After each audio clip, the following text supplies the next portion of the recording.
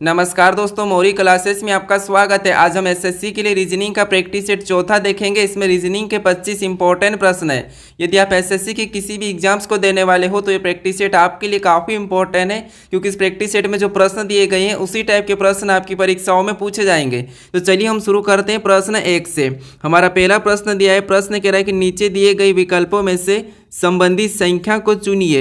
यानी जिस प्रकार यहाँ पर 35 से 4 लिखा है, हमें उसी प्रकार 57 का बताना है। ठीक है, तो ये हमारा नंबर एनालॉजी का प्रश्न है। हमें सबसे पहले यहाँ पर ये पता करना है कि 35 से 4 कैसे लिखा है, फिर हम सेम तरीके से 57 का बताएंगे। ठीक है, तो देखिए जब भी बड़ी संख्या से छोटी संख्या लिखी हुई मिलती तो उस कंडीशन में आपको क्या करना है, सबसे पहले उस बड़ी संख्या को या तो आपस में जोड़ के देखना है या फिर गुणा करके देखना है। ठीक है, जैसे यहाँ पर अगर हम 35 को आपस में जोड़ देते तो यहाँ पर हमारे कितने हो जाएंगे, 3 और 5 8 हो जाएंगे। ठीक है, लेकिन यहाँ पर कितना दिया है, 4 दिया है। यानी 8 को 4 बनाने के लिए हम यहाँ पर क्या कर सकते हैं, 2 से काट लेंगे। ठीक है, 2 से काट देंगे तो यहाँ पर हमारे कितने हो जाएंगे, 4 हो जाएंगे। ठीक है, और यही 4 यहाँ पर दिया है। तो इसी तरीके से क्या करेंगे, 57 का भी हम बताएंगे। जैसे 57 को क्या करेंगे, सबसे पहले आपस में जोड़ देंगे तो 5 और 7 यहाँ पर कितने हो जाएंगे, 12 हो जाएंगे। ठीक है, और 12 को भी क्या करेंगे, सेम तरीके से जैसे हमने यहाँ पर 2 से काटा था तो यहाँ पर भी हम 2 से ही काट देंगे। ठीक है, तो 12 को 2 से काटेंगे तो यहाँ पर हमारे कितने हो जाएंगे, 6 हो जाएंगे। यानी जो प्रश्नवाचक चिन्ह दिया है यहाँ पर क्या होना चाहिए, 6 होना चाहिए। ठीक है, तो ऑप्शन में देखिए 6 कहाँ पर है, तो ऑप्शन नंबर बी में दिया है। तो ऑप्शन नंबर बी हमारे यहाँ पर सही जवाब होगा। ठीक है, लेकिन आप इस प्रश्न को एक तरीके से और भी सोल्व कर सकते हैं। ठीक है, जैसे 3 और 5 के बीच में कौन सी संख्या आती है, तो आप कहोगे यहाँ पर 4 संख्या आती है। ठीक है, यानी कि 4, तो यहाँ पर 4 लिखा है। तो उसी तरीके से यहाँ पर हम बताएंगे कि 5 और 7 के बीच में कौन सी संख्या आती है, तो यहाँ पर 6 आती है। तो यहाँ पर क्या हो जाएगा, 6 ही हो जाएगा। ठीक है, तो इस तरीके से भी हमारा ऑप्शन नंबर बी ही वाला यहाँ पर सही जवाब होगा। यानी आपको यहाँ पर पैटर्न को समझना है। ठीक है, अब चलिए हम बढ़ते हैं प्रश्न 2 पे। अब दूसरे नंबर का प्रश्न दिया है। प्रश्न कह रहा है कि दिए गए विकल्पों में से लुप्त संख्या ज्ञात कीजिए। यानी यहाँ पर एक हमारे पास प्रश्नवाचक चिन्ह दिया है और यहाँ पर कौन सी संख्या होगी यह हमें बताना है। ठीक है, तो देखिए जब भी लुप्त संख्या के प्रश्नों को ज्ञात करना तो सबसे पहले आपको ध्यान देना कि जो प्रश्नवाचक चिन्ह है वो किस जगह। ठीक है, तो जैसे प्रश्नवाचक चिन्ह हमारा यहाँ पर है तो इसी की जगह जैसे यहाँ पर 502 कैसे लिखा है, 719 कैसे लिखा है, 206 कैसे लिखा है, 115 कैसे लिखा है, ये सबसे पहले आपको पता करना है। अब ये कैसे पता करना है, जैसे यहाँ पर ऊपर छोटी संख्या है तो यहाँ पर नीचे लिखा, यहाँ पर भी नीचे लिखा, यहाँ पर भी नीचे लिखा, यहाँ पर भी नीचे लिखा, तो हम भी इसका यहाँ पर बताएंगे। लेकिन इससे पहले हम इन संख्याओं को पता करेंगे। ठीक है, तो देखिए जैसे अब नीचे हमारी छोटी बड़ी संख्या और ऊपर छोटी संख्या, तो इस कंडीशन में क्या हम क्या करेंगे, ऊपर वाली संख्या का सीधे वर्गीय घन करके देखेंगे। ठीक है, तो जैसे अगर हम यहाँ पर 5 का घन करके देखते हैं तो 5 का घन कितना होता है, तो 5 का घन होता है 125 होता है। ठीक है, कितना होता है, 125। और 125 से अगर हमको 15 पता करना है तो यहाँ पर हम क्या कर सकते हैं, -10 कर लेंगे। ठीक है, इसमें से -10 कर लेंगे तो यहाँ पर हमारे कितने बचेंगे, 115 बच जाएंगे। ठीक है, और यहाँ पर 115 लिखा है। अब इसी तरीके से हम अगला कॉलम भी चेक करेंगे। जैसे यहाँ पर 6 दिया है तो सबसे पहले 6 का घन करेंगे। अब 6 का घन कितना होता है, तो ये आपको पता होना चाहिए, 6 का घन होता है 216। अब 216 में हम क्या करेंगे, जैसे हमने यहाँ पर 10 माइनस किया था तो यहाँ पर भी हम सेम तरीके से 10 को ही माइनस करेंगे। ठीक है, ना कि दूसरी संख्या।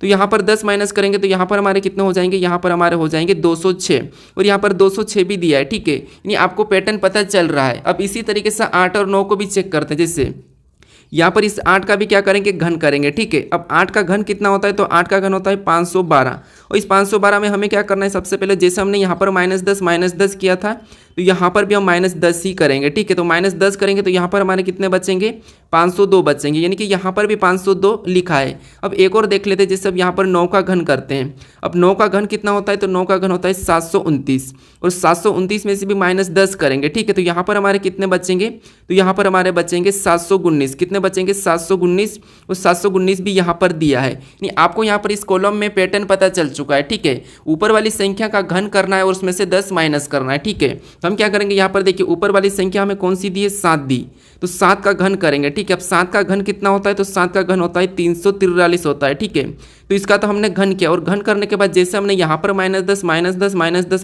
किया तो यहाँ पर भी हम -10 ही करेंगे सेम तरीके से। ठीक है, यहाँ पर दूसरा तरीका नहीं लगाना। तो इसमें से -10 कर लेंगे तो यहाँ पर हमारे कितने बचेंगे, 333 बचेंगे। ठीक है, तो ऑप्शन में देखिए 333 कहाँ पर है, तो ऑप्शन नंबर हमारे डी में दिया है। तो ऑप्शन नंबर डी हमारे यहाँ पर सही जवाब होगा। ठीक है, अब चलिए हम बढ़ते हैं प्रश्न 3 पे। अब तीसरे नंबर का प्रश्न दिया है, ठीक है। और प्रश्न कह रहा है कि निम्नलिखित श्रृंखला श्रेणी को ज्ञात कीजिए। यानी यहाँ पर हमारे पास अंकों की एक श्रृंखला श्रेणी दी है, ठीक है। और इसी में 2 प्रश्नवाचक चिन्ह दिए हैं, तो यहाँ पर कौन सी संख्या होगी ये हमें बताना है। तो अब देखिए, जब भी आपको श्रृंखला के प्रश्न को सोल्व करना है, ठीक है, तो देखिए आपको क्या करना है, सबसे पहले संख्या को ध्यान से देखना कि संख्या किसी का वर्ग लिखा है या फिर किसी का घन लिखा है या फिर संख्या सम लिखी है या अभाज्य लिखी है या फिर विषम संख्या लिखी है, ठीक है। ये 4-5 चीज़ें देखना है। अगर आपको इसमें समझ नहीं आता है तो फिर आपको यहाँ पर क्या करना है, संख्या को देखना है कि संख्या अचानक बढ़ रही है या फिर संख्या एक छोड़ के एक बढ़ रही है, ठीक है। अगर धीरे धीरे घटती बढ़ती है तो फिर उस कंडीशन में आपको क्या करना है, एक छोड़ के एक देखना है। अगर संख्या अचानक बढ़ती है तो फिर आपको वहां पर गुणा करना है, ठीक है। यानी कि जैसे अगर संख्या अचानक बढ़ती है तो हम क्या करते हैं, 18 का गुणा किसी संख्या के साथ करके देखते हैं। यानी यहाँ पर संख्या हमारी बढ़ रही है, कभी घट रही है, कभी बढ़ रही है, कभी घट रही है। तो इस कंडीशन में हम क्या करेंगे, एक छोड़ के एक चलेंगे, ठीक है। जैसे यहाँ पर देखिए 18 से 15 को छोड़ के हम 21 को देखेंगे, तो 18 से हम 15 को छोड़ के 21 को देखेंगे, तो यहाँ पर देखिए कितना हो रहा है, तो 18 में 3 को प्लस किया जा रहा है, ठीक है। उसी प्रकार और आगे देखेंगे तो 21 से 19 को छोड़ के 24 को देखेंगे, तो यहाँ पर भी कितना प्लस कर रहा है, तो यहाँ पर भी 3 को जोड़ रहा है, ठीक है। फिर देखिए 24 से हम क्या करेंगे, एक और 23 को छोड़ देंगे, तो यहाँ पर हमारी अगली संख्या निकल जाएगी। हम क्या करेंगे, जैसे यहाँ पर 3 प्लस किया था, यहाँ पर 3 प्लस किया, तो यहाँ पर भी हम क्या करेंगे, 24 में 3 को ही प्लस कर लेंगे, ठीक है। तो यहाँ पर कितनी संख्या हो जाएगी, तो यहाँ पर हो जाएगी 27 हो जाएगी, ठीक है। 24 में 3 को जोड़ेंगे तो यहाँ पर कितना हो जाएगा, 27। अब हम दूसरी संख्या को देखते हैं, ठीक है। जैसे अब दूसरी संख्या यानी कि यहाँ पर देखिए 15 से 19 लिखा है, यानी यहाँ पर क्या हो रहा है, तो यहाँ पर देखिए +4 हो रहा है, ठीक है। कितना हो रहा है, +4। तो देखिए यहाँ पर 19 से 23 को देखेंगे तो यहाँ पर क्या हो रहा है, तो यहाँ पर भी 4 को जोड़ा गया है, ठीक है। तो अगली संख्या बताने के लिए हम क्या करेंगे, इस 23 में भी 4 को ही जोड़ देंगे, ठीक है। 23 में क्या करेंगे, 4 को जोड़ देंगे। अब 23 में 4 को जोड़ेंगे तो यहाँ पर कितने हो जाएंगे, तो यहाँ पर हमारे 27 हो जाएंगे, ठीक है। तो देखिए यहाँ पर 27 और 27 होना चाहिए। तो ऑप्शन में देखिए 27 कहाँ पर है, तो 27 और 27 हमारे ऑप्शन नंबर बी में दिया है, तो ऑप्शन नंबर बी हमारे यहाँ पर सही जवाब होगा, ठीक है। अब चलिए हम बढ़ते हैं प्रश्न 4 पे। अब 4 नंबर का प्रश्न दिया है, ठीक है। और प्रश्न करें कि यदि m बराबर 13 और MBA बराबर 48 लिखा गया है तो BBAC बराबर क्या होगा, ये प्रश्न पूछा है, ठीक है। तो ये हमारा कोडिंग डिकोडिंग का प्रश्न है। हमें सबसे पहले यहाँ पर ये पता करना कि m बराबर 13 कैसे लिखा है, MBA बराबर 48 कैसे लिखा है। ये दोनों का पता करके हम क्या करेंगे, BBAC का बताएंगे, ठीक है, सेम तरीके से।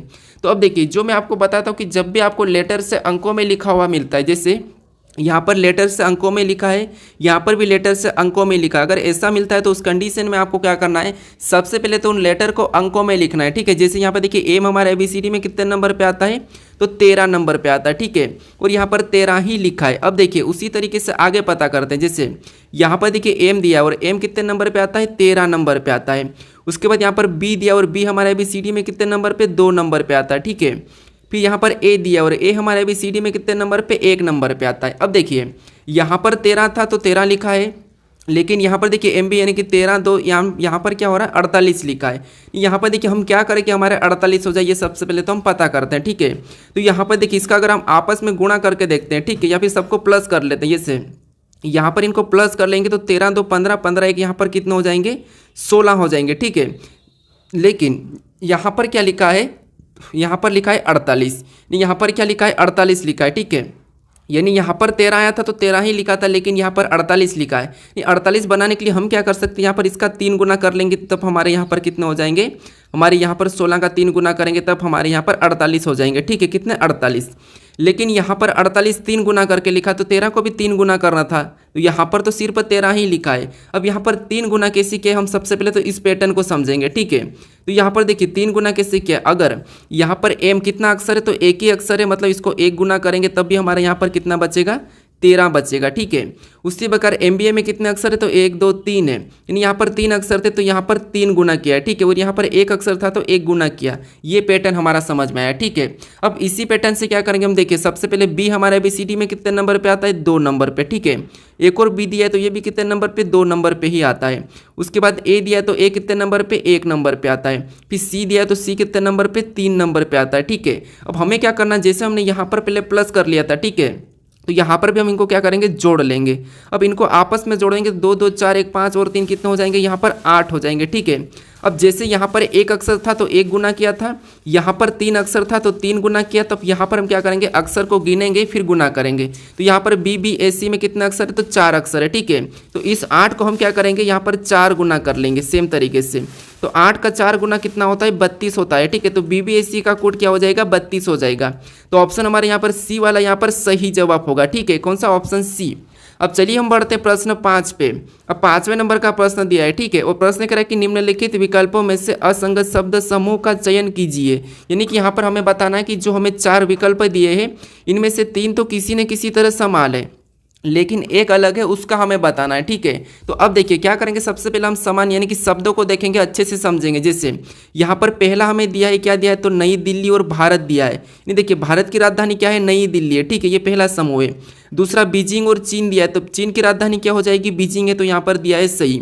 फिर ढाका और यहाँ पर बांग्लादेश दिया है, यानी कि ढाका और बांग्लादेश, यानी कि बांग्लादेश की राजधानी क्या होती है, ढाका, ढाका है, ठीक है, तो यहाँ पर ढाका लिखा है। उसके बाद देखिए पाकिस्तान की राजधानी यहाँ पर होना चाहिए, लेकिन यहाँ पर क्या है, लाहौर है, जबकि पाकिस्तान की राजधानी क्या है, इस्लामाबाद है, ठीक है, क्या है, इस्लामाबाद है। तो ये हमारा क्या हो जाएगा, यहाँ पर अलग हो जाएगा, ठीक है। तो अलग कौन सा हो जाएगा, ऑप्शन डी वाला, ये असंगत है, क्योंकि यहाँ पर देखिए भारत की यहाँ पर राजधानी नई दिल्ली है तो नई दिल्ली को लिखा है, चीन की राजधानी बीजिंग है तो बीजिंग को लिखा है, बांग्लादेश की राजधानी ढाका है तो यहाँ पर ढाका को लिखा है। तो यहाँ पर भी क्या लिखना था, पाकिस्तान की राजधानी इस्लामाबाद लिखना था, लेकिन यहाँ पर लाहौर लिखा है, ठीक है, यहाँ पर लाहौर लिखा है और हमें असंगत पूछा था, तो असंगत हमारा ऑप्शन नंबर डी है। तो ये वाला हमारा सही जवाब होगा, ठीक है, क्योंकि पाकिस्तान की राजधानी क्या होती है, यहाँ पर इस्लामाबाद होती है, ठीक है, उसकी है। अब चलिए हम बढ़ते हैं प्रश्न 6 पे।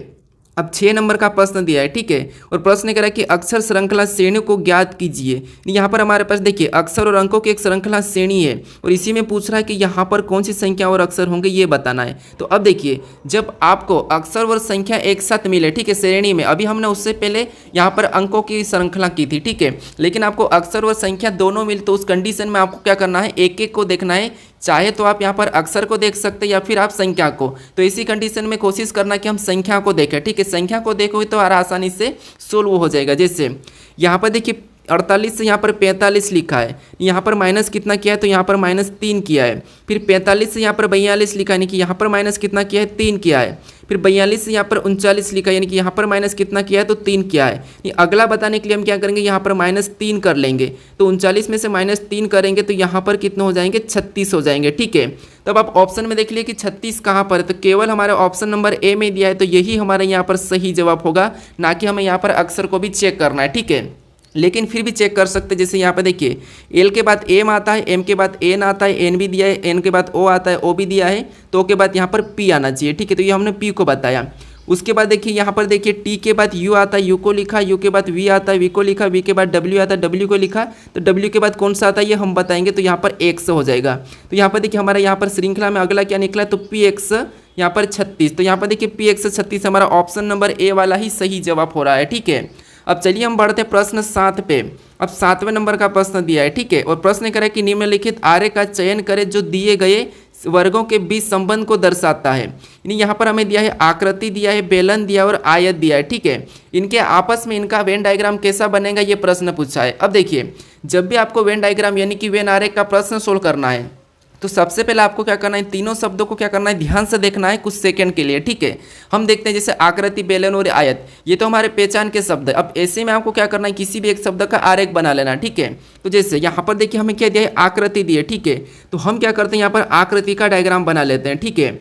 उसके बाद अब क्या करना है, आपको दूसरे शब्द का डायग्राम बनाना है। जैसे दूसरा शब्द हमें यहाँ पर क्या दिया है, बेलन दिया है। अब बेलन का बनाने से आपको पहले ये देखना है कि जो आपने आकृति का डायग्राम बना लिया है, ठीक है, उससे कोई संबंध है या नहीं है। तो आप कहो कि बेलन एक आकृति है, मतलब इनका आपस में संबंध है। बेलन क्या है, एक आकृति है, मतलब आकृति के अंदर आएगी, ठीक है। तो हम क्या करेंगे, बेलन को अंदर बना लेंगे, आकृति के अंदर। उसके बाद आपको बनाना है तीसरे शब्द का, यानी कि तीसरा शब्द अब दिया हमारा आयत।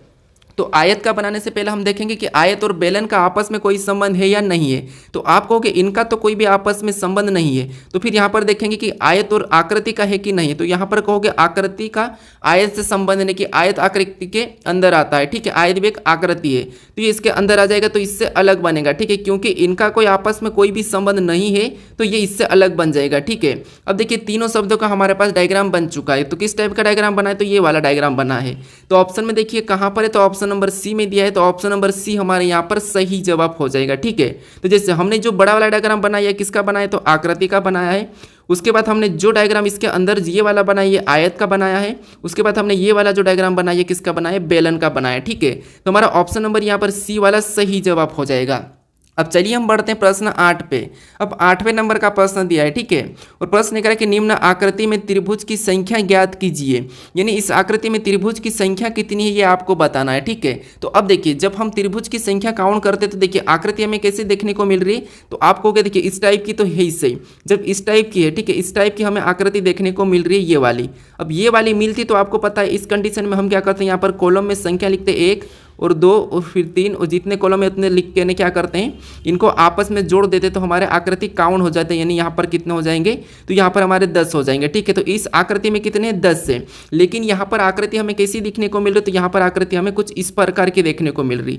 जब ऐसी आकृति मिले तो आपको क्या करना है, कॉलम गिनना है सबसे पहले तो। ठीक है, जैसे इधर से गिनेंगे तो 1, फिर यहाँ पर 2, ये 3, ये 4, कितने कॉलम इधर से 4। अब इधर से गिने तो यहाँ पर कितने 1, फिर यहाँ पर देखिए 2, फिर 3 और यहाँ पर भी कितने 4। यानी देखिए अगर इधर से भी 4 और इधर से भी 4, ठीक है, तो उस कंडीशन में आपको क्या करना है, फिर जो कॉमन संख्या आ रही है उसका घन कर लेना। ठीक है, क्या करना है, घन करना है। यानी कि हम क्या करेंगे, कॉमन संख्या हमारी आ गई तो 4 का हम घन कर लेंगे, यानी कि यहाँ पर कितने हो जाएंगे 64 हो जाएंगे। ठीक है, जब हमने इधर से गिना तो 4 ही कॉलम है और इधर से भी हमने गिना तो 4 ही कॉलम है, तो ऐसी कंडीशन में इस आकृति में आपको क्या करना है, उस 4 का ही घन कर लेना, तो आपकी आकृति निकल जाएगी। ठीक है, तो ऑप्शन में देखिए 64 कहाँ पर है, तो ऑप्शन नंबर सी में दिया है, तो ऑप्शन नंबर सी हमारा यहाँ पर सही जवाब होगा। लेकिन अगर आपको एक तरफ मान लो 3 मिला, ठीक है, 4 तक नहीं कॉलम है, 3 ही कॉलम है, तो उस कंडीशन में आपको क्या करना है, कौन सी ट्रिक लगाना है, ये मैं आपको आगे वाले प्रैक्टिस सेट में बता दूंगा। ठीक है, अभी तक जो कॉमन मिले तो कॉमन में आपको क्या करना है, कोई सी भी संख्या चाहे 5 मिले 6 मिले, बस आपको क्या करना है, कॉमन कॉलम हो तो उसका घन कर लेना है। अगर एक तरफ 4 और एक तरफ 3 रहेगी तो ऐसी कंडीशन में कौन सी ट्रिक लगाना है ये मैं आगे वाले प्रैक्टिस सेट में बता दूंगा। ठीक है, अब चलिए हम बढ़ते हैं प्रश्न 9 पे। अब 9वें नंबर का प्रश्न दिया है। ठीक है, और प्रश्न कह रहा है कि नीचे दिए गए विकल्पों में से संबंधित शब्द को चुनिए।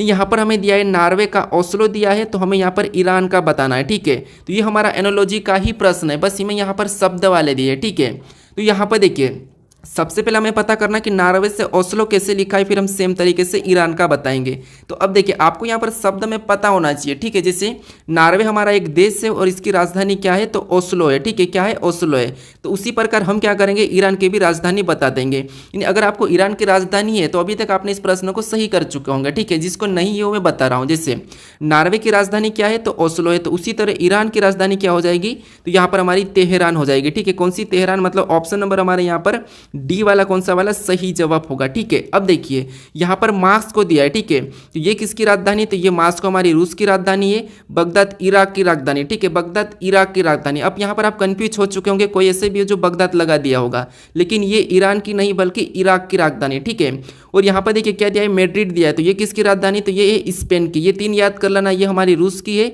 मास्को रूस की है और बगदाद इराक की है और मैड्रिड स्पेन की है। ठीक है, बाकी नॉर्वे तो ओस्लो की, नॉर्वे की ओस्लो है और यहाँ पर ईरान की तेहरान है। ठीक है, तो ऑप्शन नंबर हमारे यहाँ पर कौन सा वाला, डी वाला सही हो जाएगा। अगर आप यहाँ पर कंफ्यूज होंगे आपने बी वाला लगा दिया होगा, लेकिन ये है इराक की। ठीक है, ईरान की तेहरान और इराक की बगदाद। ठीक है, तो ऑप्शन हमारे यहाँ पर कौन सा, डी वाला सही जवाब हो जाएगा। अब चलिए हम बढ़ते हैं प्रश्न 10 पे। अब 10वें नंबर का प्रश्न दिया है। ठीक है, और प्रश्न करें कि श्रृंखला में रिक्त पदों पर क्रमिक रूप से कौन सा विकल्प रखने पर श्रृंखला पूरी होगी।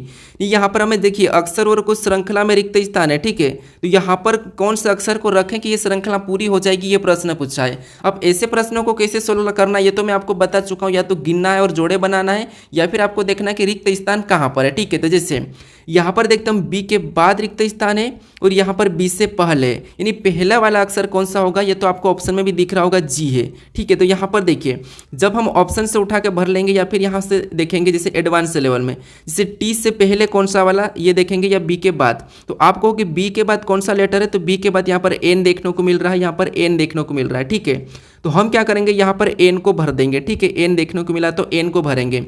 उसके बाद देखिए यहाँ पर रिपीट हमारा कहाँ से हो रहा है, तो हम यहाँ से इसको अलग जोड़ा बना लेते हैं। ठीक है, अब हमें यहाँ पर देखिए जैसे यहाँ पर बी के बाद एच दिया है और यहाँ पर हम बी के बाद एच भरते हैं। ठीक है, जैसे अगर हम यहाँ पर एच भरते हैं तो लेकिन हमारे पास तो सामने कोई एच है ही नहीं, तो यहाँ पर हम चेंज कर लेंगे, लेकिन अभी तक भरते हैं। ठीक है, उसके बाद यहाँ पर देखिए हमने एज भर लिया, ठीक है, मान लो हमने यहाँ पर एज भर दिया, ठीक है। उसके बाद जोड़े बना के देखेंगे, एक जोड़ा हमारा ये बन चुका H B N T F, उसके बाद यहाँ पर भी एच बी, यहाँ पर एन के बाद क्या आ जाएगा, टी आ जाएगा, ठीक है। तो यहाँ पर देखिए एच बी एन टी, ठीक है, H B N T F, एक जोड़ा हमारा यहाँ पर भी बना है, तो आगे वाला यहाँ पर आई दिया है, ठीक है। यानी दोस्तों यहाँ पर आपको पैटर्न समझ में आएगा। देखिए एन से पहले तो यहाँ पर तो बी ही आएगा, ठीक है, यहाँ तो बी आ रहा है, यहाँ पर भी एक जोड़ा बन गया है, ठीक है।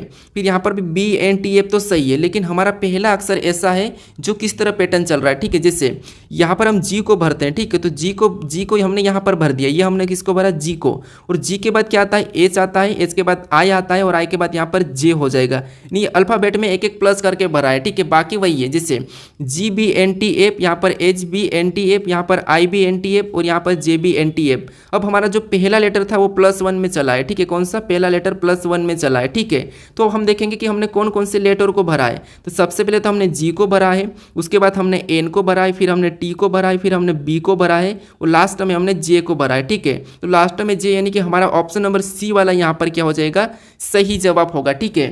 तो आपको एडवांस लेवल में सोल्व करना, तो आपको देखिए यहाँ पर ये जोड़े तो बनते मिल ही रहे थे, ठीक है, बी एन टी एफ तो मिल ही रहा था, लेकिन आपको पहले वाले अक्षर को चेंज करना था, ठीक है। अब चलिए हम बढ़ते प्रश्न 11 पे, इसका भी लेवल धीरे धीरे बढ़ाएंगे, ठीक है। अब देखिए 11वें नंबर का प्रश्न दिया है, ठीक है, और प्रश्न करें कि दिए गए घन को मोड़कर निम्नलिखित में से कौन सा बॉक्स बनाया जा सकता है। यहाँ पर देखिए हमारे पास एक खुला पासा दिया है, इसको बंद करने पर कौन सा पासा बनेगा, ये प्रश्न पूछा है, ठीक है। तो देखिए कल के ही प्रैक्टिस सेट में आपको मैं बताया था कि इसका विपरीत बताना आप सीख जाओ, ठीक है। कल में सिखाया था आपको ऐसे खुले पासे का विपरीत कैसे बताना, करेक्ट है, ठीक है। तो जैसे आपको पता है सबसे पहले एक छोड़ के एक चलना, यानी कि @ का विपरीत क्या हो जाएगा, प्लस, और यहाँ पर हैशटैग का क्या हो जाएगा, 6 हो जाएगा, और जो बचा वो किसका हो जाएगा, तो 4 का प्रतिशत हो जाएगा। ये मैं आपको बताया था। अब ये विपरीत कैसे बताना एग्जैक्ट है, ये मैं कल के प्रैक्टिस सेट में सिखा दिया था कि कभी भी गलती नहीं करना है, कैसे आपको कोना देखना है, कैसे आपको भुजाएं देखना है, ये मैं कल के प्रैक्टिस सेट में बता दिया हूँ, ठीक है। अब देखिए जब भी हम क्या करते हैं, पासे पे किसी का विपरीत बताते हैं, तो आपको पता है विपरीत हमेशा दिखता नहीं है, ठीक है, विपरीत एक साथ नहीं रहते। तो जैसे यहाँ पर देखिए हमारे पास हैशटैग, इसका विपरीत कौन है, तो आप कहोगे इसका विपरीत हमारा 6 है, ठीक है, यहाँ पर 6 है, और यहाँ पर प्लस, और प्लस का विपरीत क्या है, तो प्लस का विपरीत चिन्ह है @ है, ठीक है।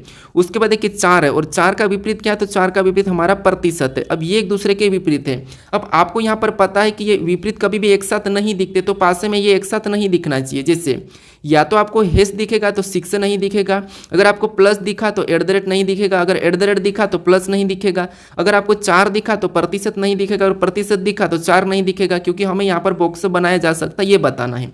तो अब देखिए जैसे यहाँ पर हम ऑप्शन ए से लेते हैं, तो यहाँ पर 6, 4 और हैशटैग दिया है, ठीक है। तो आपको पता है हैश और यहाँ पर 6 ये आपस में विपरीत है, तो ये एक साथ नहीं दिखना था, ठीक है, ये नहीं दिखना था, तो यहाँ पर एक साथ दिखे हैं, तो इसे हम नहीं बना सकते हैं, ठीक है।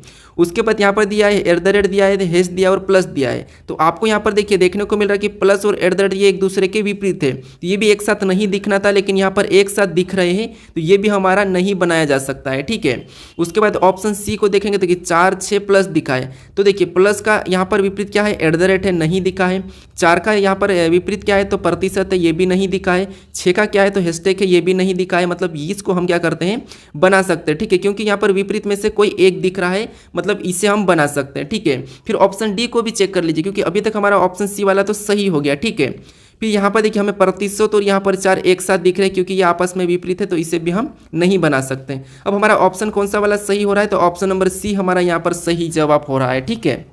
तो ये पासे को बंद कैसे करना ये आपको मैं बताया हूँ। अब आपको अगले वाले प्रैक्टिस सेट में बताऊंगा कि पासे को खोलना कैसे है, ठीक है। अब चलिए हम बढ़ते प्रश्न 12 पे।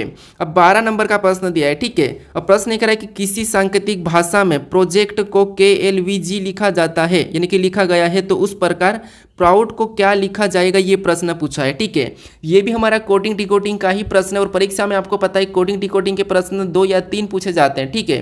तो यहाँ पर देखिए हमने पहले अंकों वाले किए थे, यहाँ पर हमारे पास लेटर से लेटर ही कूट है, तो ऐसी कंडीशन में आपको क्या करना है, जो जिसका कोड दिया है उससे ही लिखना है। जैसे यहाँ पर हमें दिया है प्रोजेक्ट, ठीक है, प्रोजेक्ट का क्या कोड दिया है, तो सबसे पहले आपको प्रोजेक्ट को लिख लेना अपने पेन पे, जो आपको वहाँ पर एग्जाम हॉल में मिलेगा, ठीक है।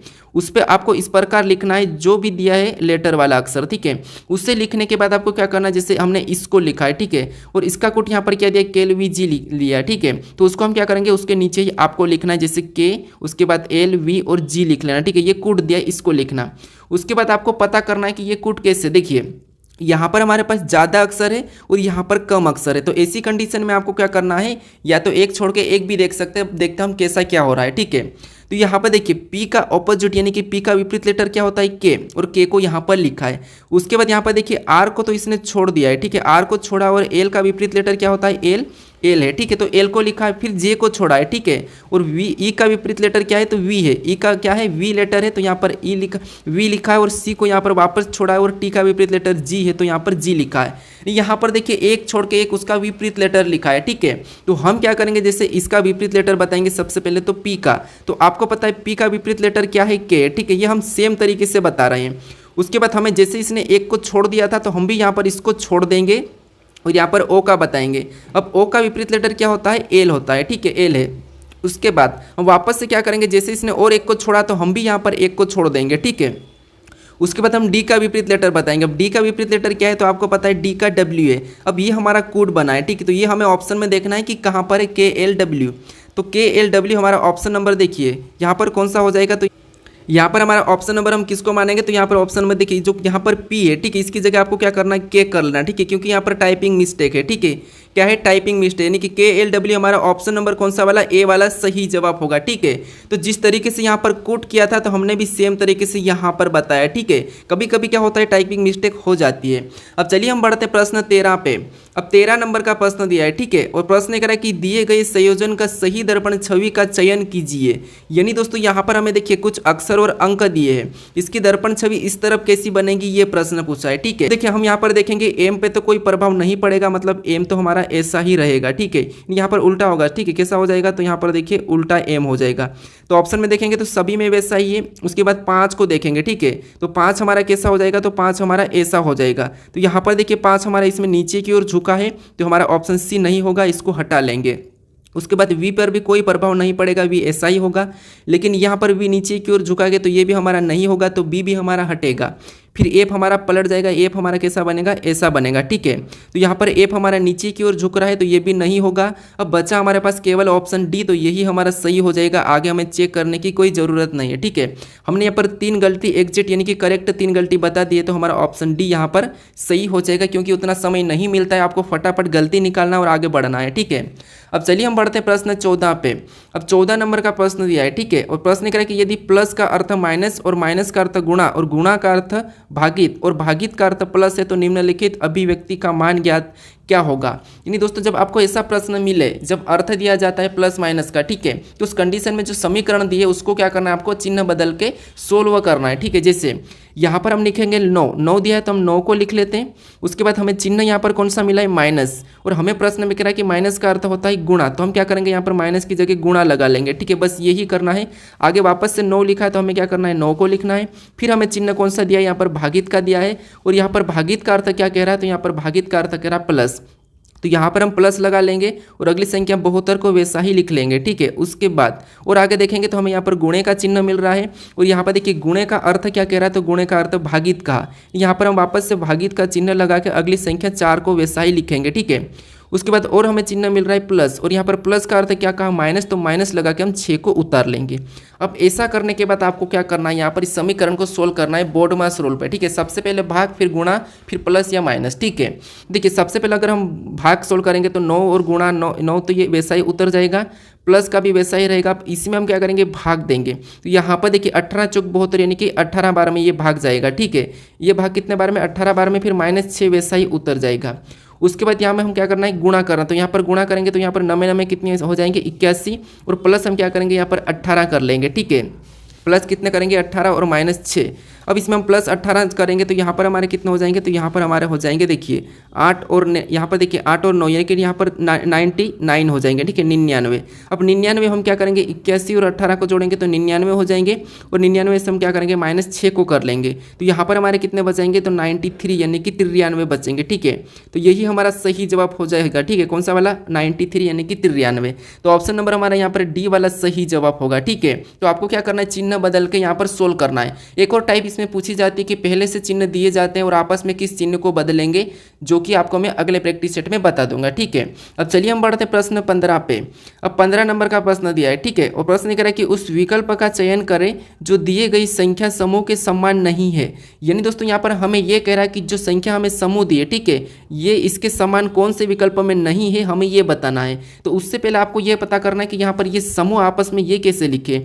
हम इन समूह का पता कर लेंगे, फिर इसके जैसा ऑप्शन में नहीं है वो बताएंगे। ठीक है, तो देखिए समूह पता करने के लिए आपको पता है हम क्या करते हैं, नंबर एनालॉजी के जब प्रश्न सोल्व करते हैं तो वहाँ पर क्या करते हैं, जब बड़ी संख्या दी जाती है तो उसको वर्ग या घन करके पता करते हैं। ठीक है, तो जैसे यहाँ पर भी 4 से क्या दिया है 75, यहाँ पर 2 से 9 दिया है, तो बड़ी संख्या लिखी मतलब हम यहाँ पर घन या वर्ग करके ही देख लेंगे। जैसे अगर हम यहाँ पर 4 का घन करते हैं तो आपको पता है 4 का घन कितना होता है, 64 होता है। ठीक है, कितना 64, उस 64 से 75 बना है, मतलब यहाँ पर कितना प्लस किया है, तो 11 प्लस किया है। ठीक है, अब यही देखते हैं तो 2 का भी क्या करते हैं, घन करते हैं। ठीक है, अब 2 का घन कितना होता है, तो आपको पता है 8 होता है, और 19 बनाने के लिए यहाँ पर भी सेम तरीके से यहाँ पर 11 को ही जोड़ा है। ठीक है, घन करके यहाँ पर प्लस 11 किया है, और इसमें भी घन करके ने यहाँ पर प्लस 11 किया है। तो इस समूह का तो हमें पता चल चुका है कि पहली संख्या का घन करके उसमें 11 जोड़ना है। ठीक है, यही वाला हमारे पास ऑप्शन में नहीं होना चाहिए।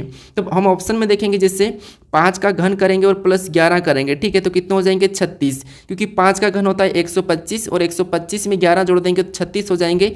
ये तो हमारा समूह के समान है। ठीक है, तो ये तो हमारा नहीं हो सकता, क्योंकि ये इसके समान है तो नहीं हो सकता, क्योंकि हमें पूछा था कि समान नहीं है, तो ये समान है तो नहीं हो सकता। उसके बाद ऑप्शन बी को देखिए, यहाँ पर 7 का घन कितना होता है, 343, और 343 में से भी हम क्या करेंगे, 11 को प्लस कर देंगे तो कितने हो जाएंगे, 354 हो जाएंगे। यानी ये भी हमारा इस समूह की तरह ही है। ठीक है, तो ये भी समान है तो ये भी नहीं होगा, क्योंकि हमें तो पूछा है समान नहीं है। ठीक है, तो ऑप्शन बी भी नहीं होगा।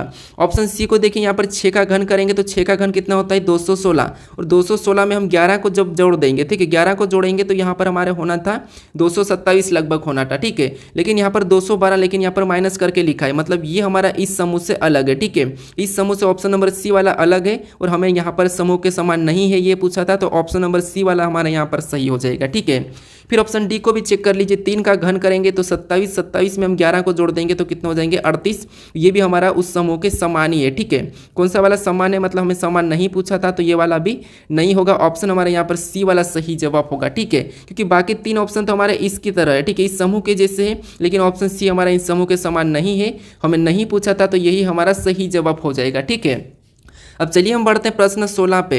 अब 16 नंबर का प्रश्न दिया है। ठीक है, और प्रश्न कह रहा है कि कथन दिया है और निष्कर्ष दिया है। सबसे पहले आपको क्या करना है, इन कथन को समझना है, उसके बारे में निष्कर्ष से क्या कह रहा है वो समझना है। ठीक है, तो हमें यहाँ पर कथन क्या कह रहा है, देखिए पहला कथन करा कि कुछ पंखे गोले, नहीं देखिए कुछ पंखे, यहाँ पर मैं पंखे का डायग्राम बनाता हूँ, और कुछ पंखे क्या है, गोले, मतलब कुछ पंखे गोल है, तो गोल का डायग्राम इसमें कुछ वाला बनेगा, यानी कि कुछ पंखे ये क्या है, गोल है, तो गोल का मैं जी प्रतीक लेता हूँ। ठीक है, उसके बाद आगे कह रहा है कि कुछ गोल व्रत है। अब कुछ गोल क्या है, व्रत है, हमें पंखे का नहीं कहा, गोल का कहा, तो यहाँ पर हम कुछ गोल को व्रत में ले लेंगे। ठीक है, तो ये व्रत है। उसके बाद अब इसके बारे में निष्कर्ष से क्या कह रहा है, हमें ये देखना है। ठीक है, तो पहला निष्कर्ष से कह रहा है कि सभी पंखे व्रत थे। क्या आपको यहाँ पर सभी की सभी पंखे व्रत दिख रहे हैं कि नहीं, यहाँ तो कुछ भी नहीं दिख रहा है, तो सभी कैसे हो सकते हैं, तो ये तो गलत है। ठीक है, यहाँ पर ये तो गलत हो जाएगा, मतलब ये वाला निष्कर्ष तो हमें गलत कह रहा है। ठीक है, पहला। अब दूसरे को देखेंगे, सभी व्रत गोल है, क्या सभी व्रत गोल दिख रहे हैं क्या, तो नहीं, यहाँ पर कुछ व्रत गोल है, सभी नहीं है, कुछ व्रत गोल है, तो इसीलिए ये भी गलत कह रहा है, तो मतलब दोनों हमारे यहाँ पर निष्कर्ष गलत ही कह रहा है, तो दोनों हमारे सत्य नहीं है। ठीक है, तो ऑप्शन में देखिए कहाँ पर है, तो ऑप्शन नंबर सी में दिया है, तो ऑप्शन नंबर सी हमारा यहाँ पर सही जवाब हो जाएगा। अब चलिए हम बढ़ते हैं प्रश्न 17 पे। अब 17 नंबर का प्रश्न दिया है। ठीक है, और प्रश्न कह रहा है कि नीचे दिए गए पेंटस शब्द को कौन सा विकल्प बनाया जा सकता है, पेंटस शब्द से कौन सा विकल्प बनाया जा सकता है, ये प्रश्न पूछा है। अब देखिए आपको ऐसे प्रश्नों में क्या करना है, जैसे यहाँ पर हमें दिया है पेंटस, और इस शब्द से कौन सा विकल्प बनाया जा सकता है, ये प्रश्न पूछा है। बनाया जा सकता का मतलब ये है कि इस पेंटस को हम क्या करते हैं, इधर उधर घुमा के लिख सकते हैं, यानी कि आपको जो भी शब्द बनाना है, यानी कि जो भी अक्षर का शब्द बनाना है, वो आपको इन्हीं अक्षरों का प्रयोग करना है। आगे पीछे कर सकते हैं, लेकिन इन्हीं का आपको प्रयोग करना है, कि जो अक्षर यहाँ पर 6 अक्षर दिया है, इन्हीं का प्रयोग करना है। ठीक है, अगर इसके अलावा अगर डबल भी प्रयोग करें तो वो नहीं बनाया जा सकता, जितने हैं उतने ही प्रयोग करना है, उसके अलावा अलग किया तो वो भी नहीं बनाया जा सकता। तो अब ऑप्शन दे देखेंगे, जैसे यहाँ पर हमारे पास एस और एस यहाँ पर 2 बार प्रयोग हो रहा है। ठीक है, लेकिन यहाँ पर एक ही बार है, तो इसे तो हम नहीं बना सकते।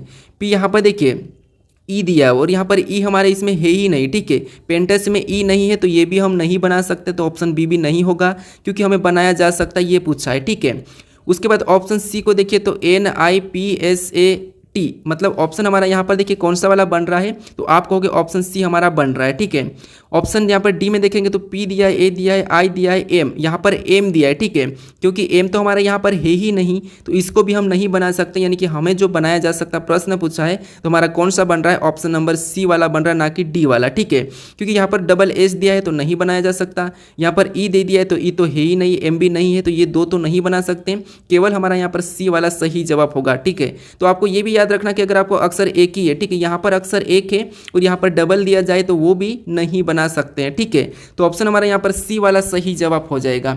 अब चलिए हम बढ़ते हैं प्रश्न 18 पे। अब 18 नंबर का प्रश्न दिया है। ठीक है, और प्रश्न कह रहा है कि निम्न आकृति का अध्ययन करें और बताइए कि संख्या 7 से क्या दर्शाया गया है।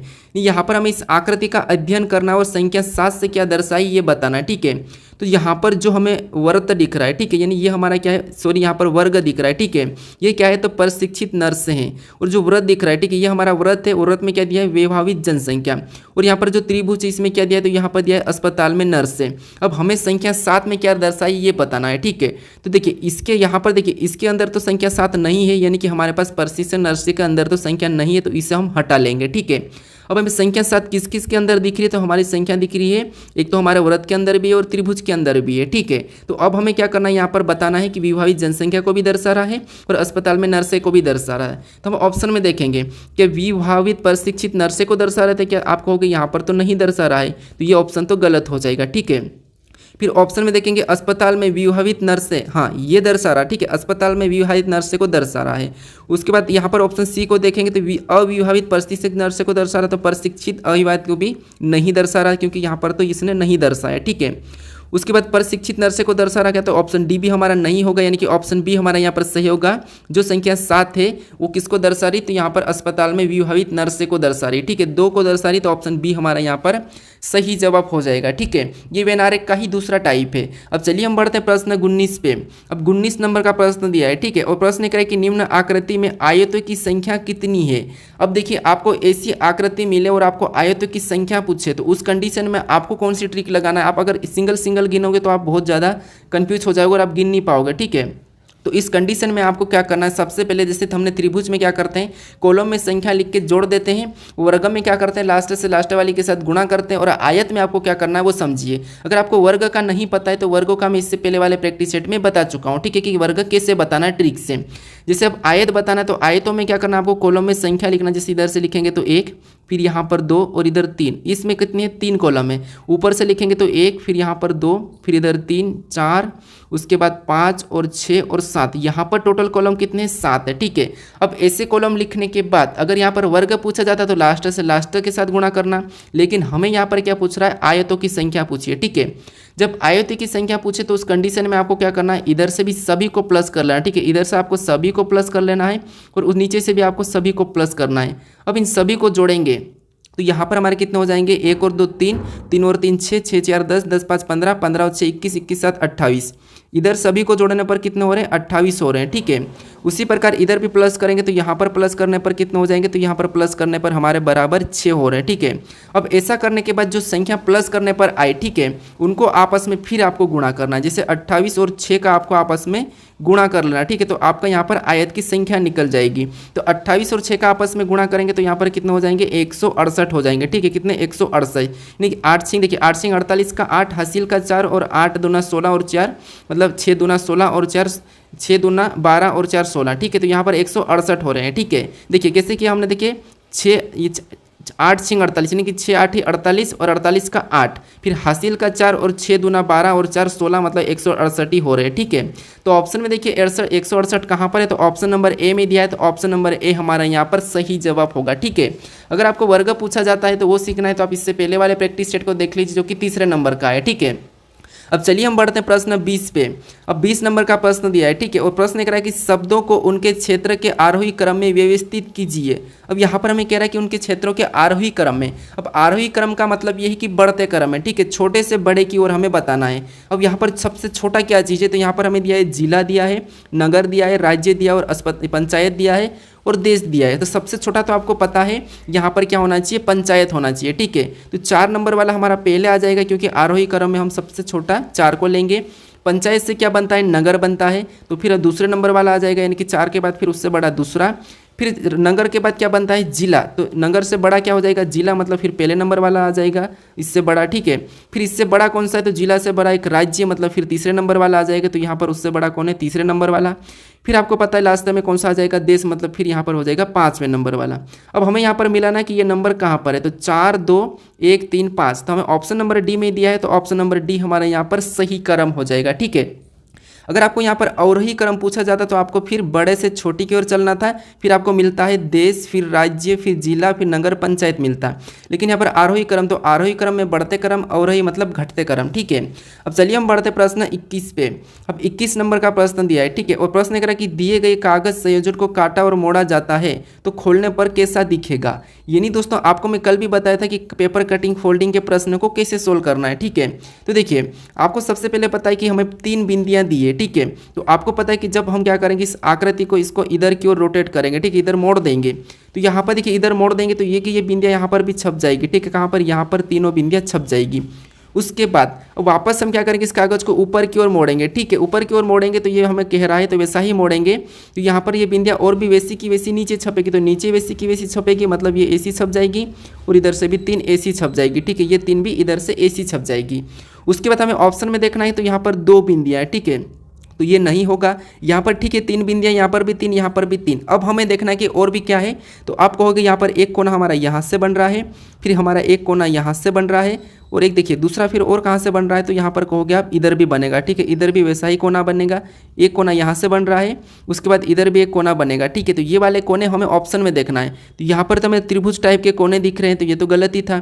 यहाँ पर हमारे कोने ही नहीं बने तो ऑप्शन ए भी गलत हो जाएगा। यहाँ पर भी त्रिभुज टाइप के कोने बने तो ये भी नहीं होगा। अब हमारा बचा केवल इसके जैसा कौन सा वाला है, तो ऑप्शन नंबर डी वाला, ठीक है।